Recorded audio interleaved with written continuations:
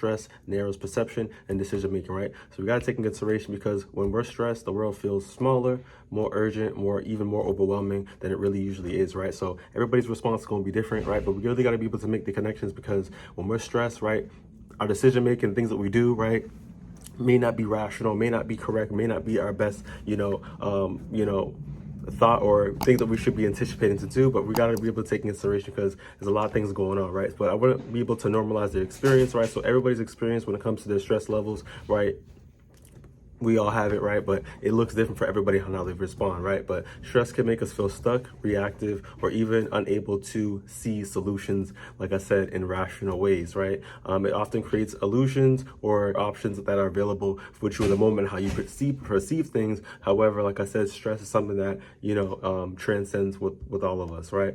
So if you feel trapped, you feel overwhelmed, or you feel like you've been unable to think clearly, it doesn't mean that you're incapable, right? There's something wrong with you, right? It means that you're simply operating at a stress state. So we got to be able to take that in consideration. Like I said, most people out here, you know what I mean, I really advocate for the journaling, be able to build that self-rapport with yourself, understand what's going on with your mood, how you feel, some accomplishments, some goals, like there's different things that you got going on that you want to be able to kind of just get off, you know what I mean, your mind, your conscience, and really just kind of examine that on a constant basis with yourself in regards to that self-care, right? So it's really important to, like I said, journal.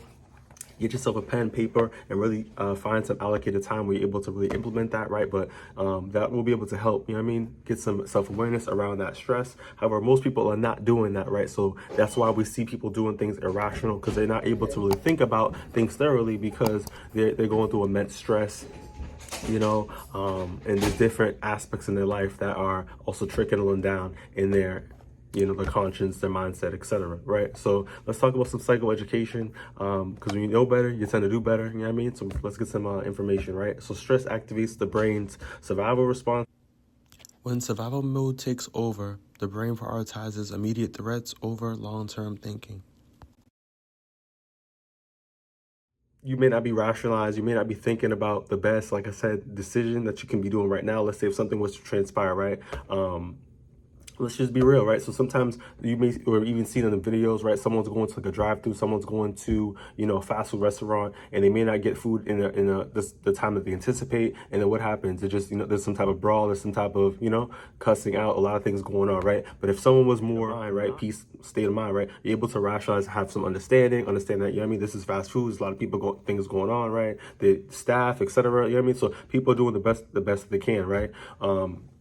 And at the end of the day, like, you know what I mean? This is just what it is, right? So you got to just have some understanding to what people are, what got going on, the job, the role, etc., right? However, when you're stressed out,